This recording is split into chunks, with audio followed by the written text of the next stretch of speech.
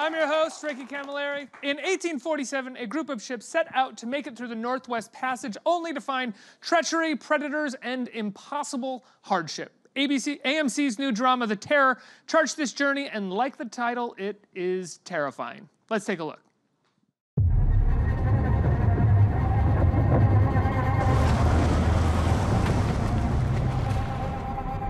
You must wonder what we're doing here in your part of the world.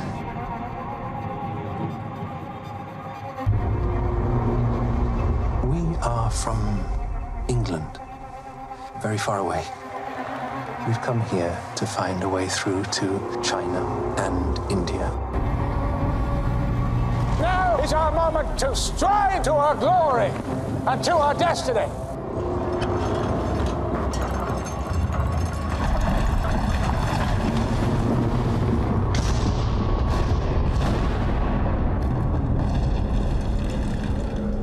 Our situation is more dire than you may understand. That is how you already see it.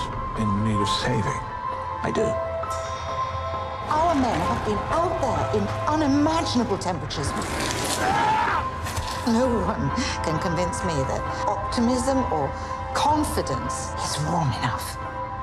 As a trusted friend once put it, this place wants us dead. What could have done that? There must be a bear.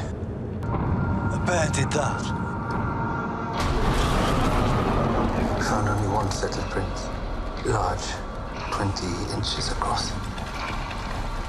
I do not believe it is an animal we battle. Not a man, not a bear. Then what? Whether it was our grief or fatigue, I cannot say, but some of us became convinced that it continued to track us. Here, back to the ship. It's the ice, Georgie. It's only the ice. I will not lose another man. We may lose all our men. And once it's past all hope, the mind goes unnatural with thoughts. What kind of thoughts? The darkness.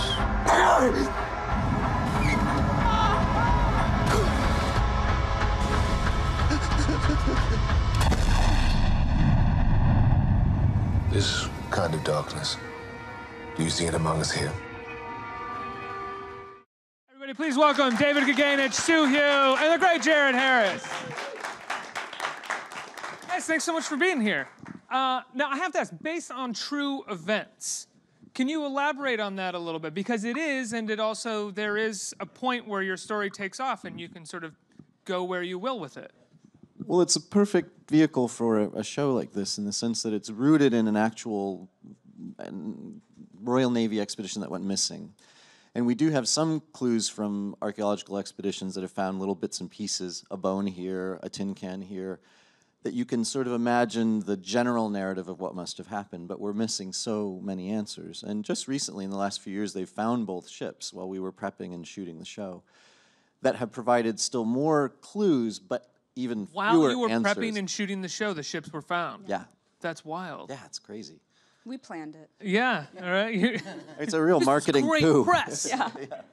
What was that like? I mean, you're in the. Does that change what you're writing or what you're doing when the ships get found because there's new evidence or there's new stories to tell? Yeah, a lot of set photos of us include us just writing away on laptops or checking Google, trying to figure out how to update scenes up to the moment we shot them to reflect what they were finding in real life.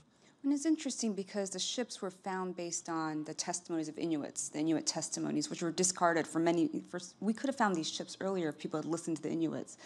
And actually the gentleman, the Inuit, there's an Inuit hunter recently who helped find, who just passed away. Terror would never have been found without this person's help.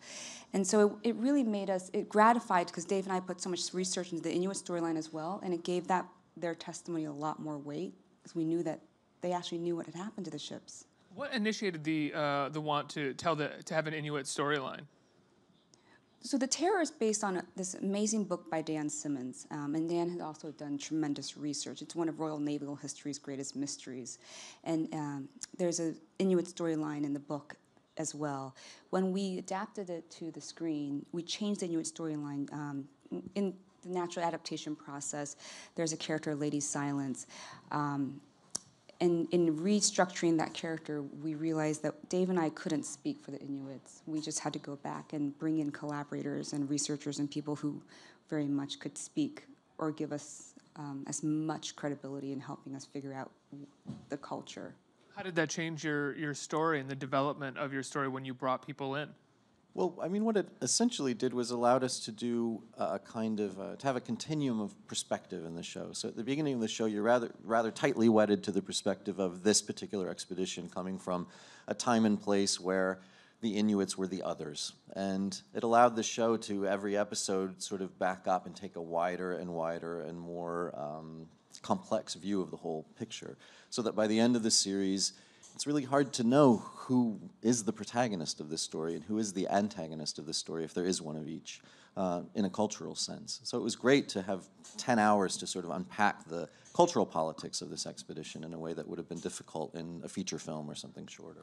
One of the things that I love about The Terror is that it has what sort of the greatest horror movies have, which is that the world itself that the story takes place in is scary enough, but then there are new elements that are kind of getting thrown in later. What was it like developing that world and making sure that this sort of frozen place that they were lost was horrifying enough? Well, it's just, I mean, a show like just this... is what it is. It's horrifying. Yeah, and you don't have to point a big finger at everything when you're sort of working on a narrative like this, when there are so many threats and so many anxieties. You can just let them into the character arcs, and you can feel them in the choices that characters are making, and that's how they get represented, instead of jump scares or always being center framed, or things that a lot of horror films do wrong, I think, which is to sort of tell you why you're meant to be afraid. But interestingly enough, I think that's the reason why Dave and I didn't want the landscape to feel like a horror landscape. In fact, the wide shots, it's beautiful. If I had a lot of clothes, I would want to visit somewhere like this on vacation with a lot of food. But it's almost by setting the wonder and beauty that then you can walk into the terror instead of being launched into it. I think that said, even when you have jump scares in a place like this, or in a scenario like this, they're even greater, they're even better, because you've been set up so well, rather than just sort of, a dark house or something. And we never wanted to lose sight of the fact that this, for the men on this expedition, was a voyage of discovery. These were things that had never been seen by Europeans before, and we wanted, even while some characters are starving or getting ripped apart on deck, they're still in a landscape that's full of wonder. We never wanted to lose touch with that because of the way the show mixes a lot of different genres. Jared, talk about your character. He's in a lot of ways, as much as he is ambitious, he's also ambivalent, I think, more so than others, about the mission at hand. Yeah, I think at the point that the character is at the start of the story, I mean, he's pretty grumpy. He's come to the realization that he's got as far as he can get in the Royal Navy, although he is British, because Ireland, the country, is part of the British Empire, and there's been the Republic hasn't happened yet. He's still considered to be Irish, so there's a glass ceiling, and he knows that if and when they find the Northwest Passage, he'll be written out of the story. It will be Franklin and Fitzjames. And so he starts off as a very bitter and disappointed person, and he has, arguably he's the most experienced of any of the people on board the ship. In Blanky, although he hasn't had the experience of command, his experience of the Arctic is probably greater than his. But he's the most experienced officer there and should have been in charge. So he starts off from this very isolated place, and you haven't seen 3, but it's on tonight on AMC at 9 p.m. He gets a fairly accurate dressing down from Franklin that really kind of exposed some home truths about him and about his nature and how he has brought himself to this point. I can't give too much away, but he obviously, it changes because every character goes through a metamorphosis in the story. Yeah. One of the things that I really like about the show as well is after everything that you just said, I don't think the show works so hard to make sure you know all those things or that this character is immediately developed that way. I was telling you this backstage. I think most shows would show Jared's character very early on having these gripes and being this certain way, and that's how you get to know them, where it feels like we're working from the inside out with this story. Can you talk about developing it that way? Was that intentional, or is that just how I watch things? Well, I think it's intentional in the sense that it's both of our taste. I mean, we prefer to watch cinema that operates that way or television that operates that way, because when you're receiving a narrative that's built that way, it feels like it's giving you an awful lot of credit. And it's disconcerting to not be led. And I think, if you're making a genre show that's meant to be about anxiety and meant to be about people sort of feeling like they don't know what is going to happen next, why not do that on a cellular level with characters? You don't know what the next thing you're going to find out about someone is and how that's going to change your assessment of them or their assessment of themselves. And even in the way the show's scored and the way the show's designed, we wanted to embrace a kind of naturalistic storytelling in a sort of slightly operatic kind of shape. We saw this as we were doing a 10-hour cinematic novel. And so the luxury that we had is we didn't have to do the binaries of villains and heroes. Because you're not going to want to watch the same villain for 10 hours or the same hero. And these are people who actually did live a few hundred years ago. So there's also a sense of responsibility that we all had. Francis Crozier, we have his letters. When you read about who these people really were, you don't feel like you want to paint them in broad strokes. You feel like you want to get the details because we fell in love with the characters. Yeah, I guess that's probably a better way to put it than what I was saying, which is that you don't easily define them for the audience. You don't very quickly define who they are and then sort of move on. They are slowly drawn out over the course of. You learn who they are with how they deal with the action around them. Well, for me, from reading that first episode, I wholeheartedly back up what you're saying, because one of the things that appealed to me is that quite often the way that scripts are written for the studio world and big Hollywood movies is they're essentially a one-character vehicle. And you're supposed to watch one character story, identify with that one person, and every other role is there to either drive you towards that character, understand that point of view, or and someone's an obstacle towards what they want to achieve, and so you hate that character. And in this, what's great about this is every character has a point of view about what they're doing and why they're doing it, and it's completely justified. And in their story, they are the main character and the hero, and what they're doing is right. It justifies where they come from. And so it's complex, and it's really interesting, because you would find yourself in a scene and you go, I think I kind of agree with what he's saying. I mean, it's sort of similar reactions that people have had about the Black Panther movie, which is the most interesting character is the bad guy, and that's his point of view. You sit there and go, I agree with what he's saying. I don't agree with how he's going about it, but so it's kind of, again, I'm not conflating the two, but they wanted every character to be right about how they perceived the world and what their role and place in it was. And it's not just this expedition got lost. We know from the archaeological evidence that they resorted to things like cannibalism in the end. And if you know I'm only on episode 2. I can't wait. That's not much of a spoiler, because if you just read 2 sentences on Wikipedia, you'll find that out. But that presents a really fantastic opportunity from a storytelling point of view. How do you get reasonable characters in the beginning of a show to that place and still feel like they are reasonable characters in an unreasonable situation? And that demands that the character building be indirect and complex. And that approach ends up freeing all of your collaborators from bad habits, getting into the editing room and not having covered things the way that a typical show might cover them in terms of who the main character is, what their traits are, what their thematic purpose is. When you take all of that away, it means everybody has to sort of put something fresh into the mix.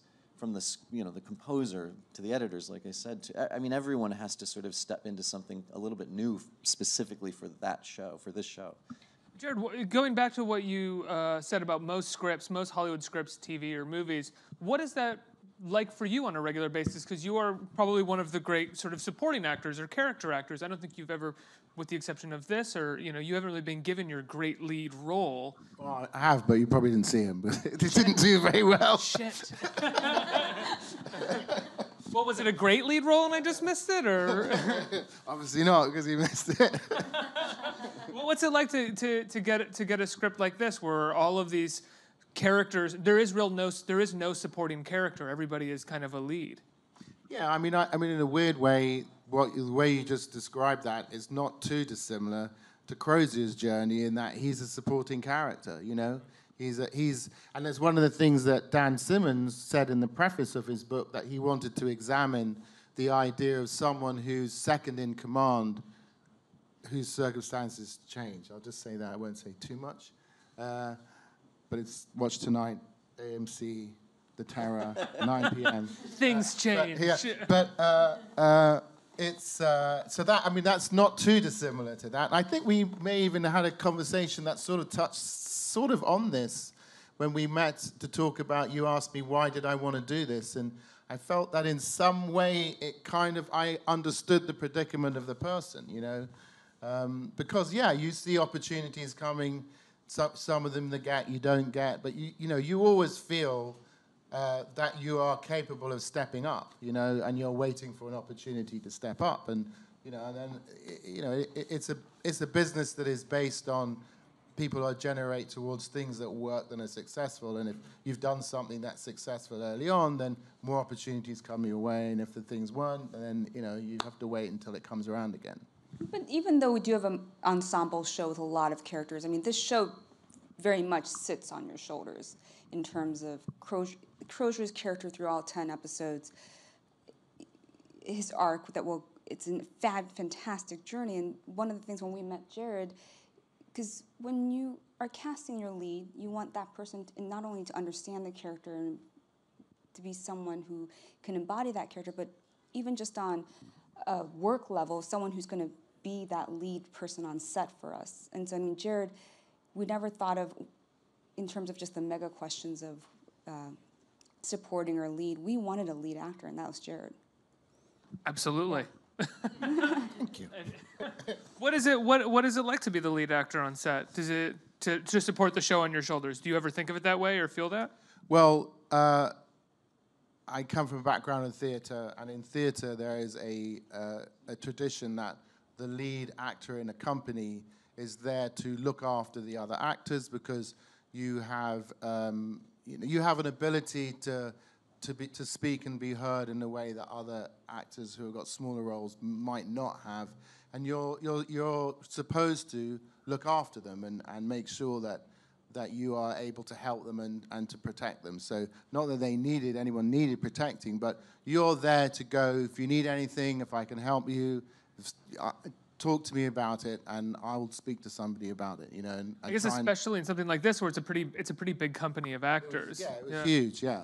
But I mean, you know, it was mostly a British company, and they're all theatre trained as well, and you know, there was an immediate camaraderie that we all had, and you know, I think that one of the wonderful things about this production for me was that David and Soo made themselves completely available to everybody to listen to their thoughts and responses about the script, their characters, their insights, and if they liked any of those information that they got from people, they'd see if there was a way they could work it into the story. That does not happen all the time. I mean, you know, even most of the time.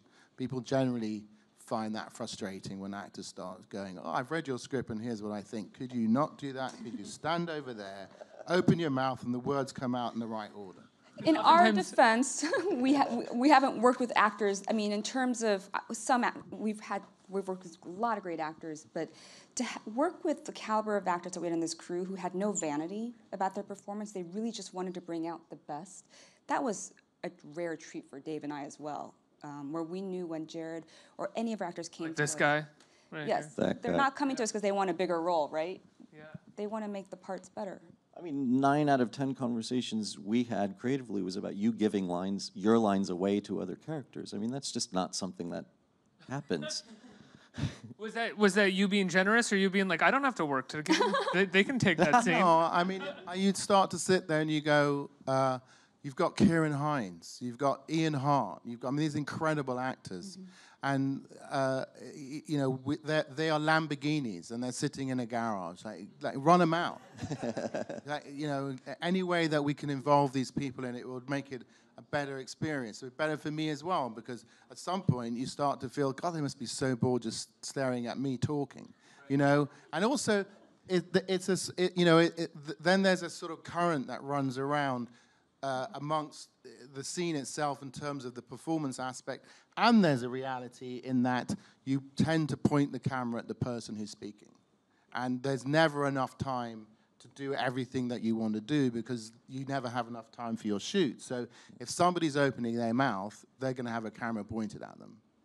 I think it was a bit more than that even, because the actors on this show took the show very seriously, and a lot of the actors did research into their own characters and very quickly became more expertise in them than we even were after months and months and months of research and writing. And so we would get together and talk about scenes down to the line, down to the word. And, you know, Jared would say occasionally, you know, actually it would be Tobias's character who would be more privy to this information logically than I would. And we would say, well, are you fine with giving it to Tobias? And we'd be like, absolutely. And a lot of it was research-based.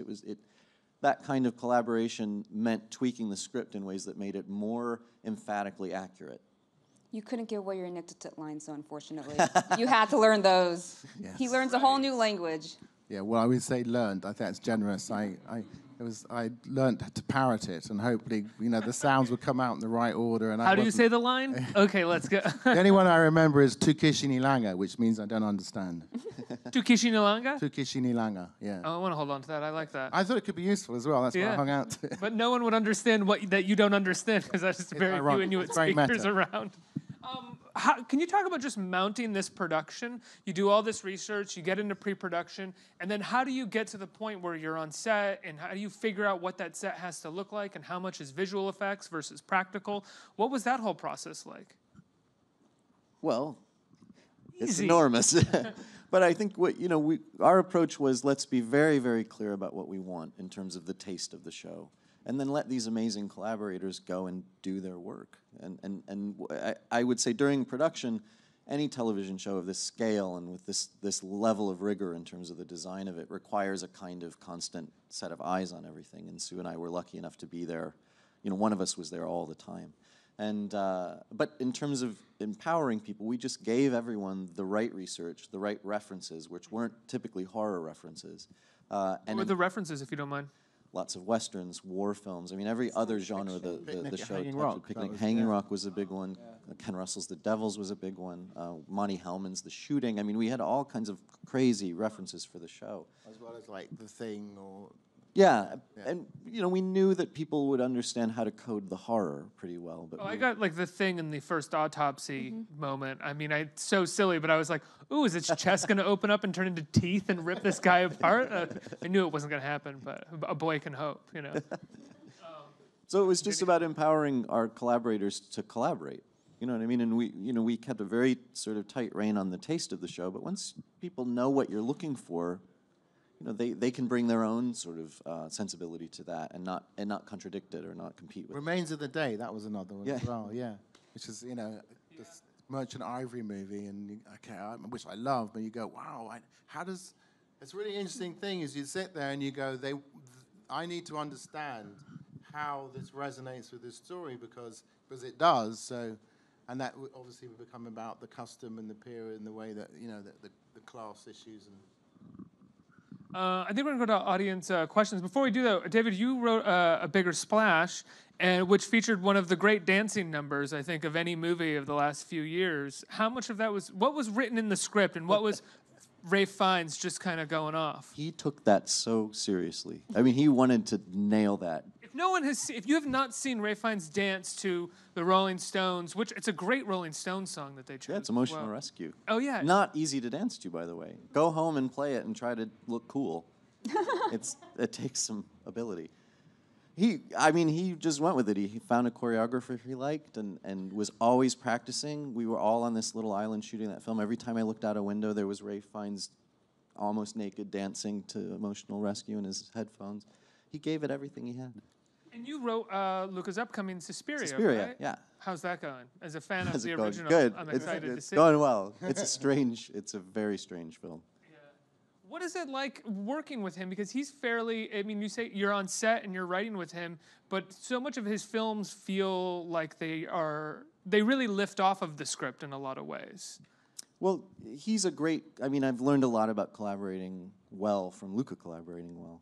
And he treats it all like a kind of family project. And so everyone's voice is sort of heard. And he's obviously the final arbiter of the taste of his films. But you get to participate in that, in building that much more than, I mean, I've never had an experience with a director where I've been included more than I have with Luca. And then, you know, the crazy things that happen in Luca's brain happen, and it all spills out into the film, and it's a wild ride, and you sit with an audience watching them and think, there's no one on the planet other than this guy who could have made this film. Let's get a question. What do we have here? Hi. So since you guys talked about the writing and research, I was with the show. I was wondering how was it shooting on location in different countries for the show? Amazing. I mean, Budapest and Croatia really opened their arms to us. I mean, I think Croatia, just Budapest was great, but we were there for so long. It was nice to go to Croatia because we're in this tiny island, Pag Island. You really couldn't get on or off the island that easily. And there's 4 restaurants, Panties. These are nicknames we gave them. We gave them very bizarre nicknames. So you would run into the tablecloth, Panties. Yeah, pizza. Very complicated nicknames. Thanks for what you ordered there. So it felt like summer camp. It was great. I mean, Fourth one I think was called Where Is It? Because no one could ever find it. Yes. And we would always run into everyone and we'd just end up having these group dinners. But the reason why I think you're going to see when the last 4 episodes of the show, the love that the men in our characters show to one another, even when things go as wrong as it does for some of the characters, that love is genuine because our cast and crew really bonded over those few weeks. Next question. Hi, my name is Danny, and I have a question for David and Sue. What is the most rewarding aspect of seeing your writing being translated to the screen? That it happened at all. I mean, writers are used to pretty routinely being rewritten either by the director, sometimes the actors, sometimes the first AD. I mean, lots of people feel that they can step into that work with abandon. But this was, as Jared said, this cast was, you know, most of them are as trained in theater as they are in film or television and have a respect for the written sort of word in a way that, you know, not everyone does. Yes.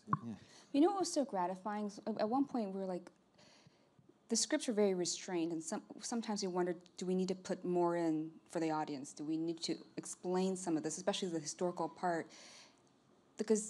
And we chose not to over-explain. In traditional television, sometimes you over-explain because you're worried about the audience is not getting it. We took a risk here and, you know, sweating bullets, and then on stage, watching the actors read the lines, we're okay because it's all going to come out in the performance. We didn't have to overwrite, which was really gratifying. I think restrained is probably the best way to put it. What we were sort of getting at before in terms of how the characters are not overly defined or broadly drawn. It is a very restrained show, especially given the nature of it. I used that word when I said what I would love when I read that first script. What I loved about it was the restraint in how they were putting forward the story, the patience. I mean, you know, there's that bit in episode 1 where Franklin takes the metal out of his mouth and puts it down, and in, you know, less confident hands, it would have been, good Lord, what is that? I seem to have a piece of metal. I wonder where it came from. I don't know. And, you know, but in their point of view, but in their point of view, we've pointed the camera at it. Therefore it's important. You might not find out now what it is, but you will. You know? Yeah, well, and also when you've worked with really great actors, you know the performance is only partly what they're saying, and you can, you know, if an actor understands a role, that person can infuse all kinds of exposition in just their emotional performance. You don't need to say it out loud and take up precious time just covering factual things that are going to be conveyed indirectly as well. I think we have time for one more question. Hi. This is going to be an online question from Jake. Did anyone get seasick while shooting the show? Watching or shooting? While shooting. Yeah. We might have a spoiler for you here. there is no water anywhere in sight where we shot. No one got, if they got seasick, it's not from the water.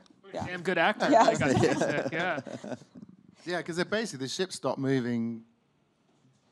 Yeah, at the end of the first. 4/5 of the way through the first episode, and they don't move again from that point onwards. I mean, they're not moving in motion. The ice pack moves them, but.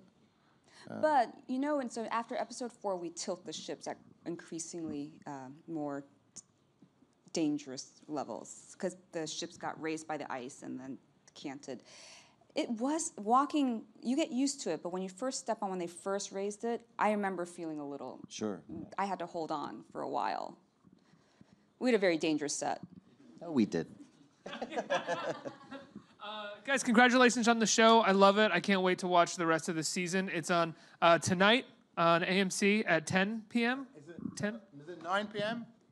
9 p.m. 9 p.m. 9 p.m. on AMC tonight. The Terror. Everybody give them a round of applause. Let's hear it. Thank you.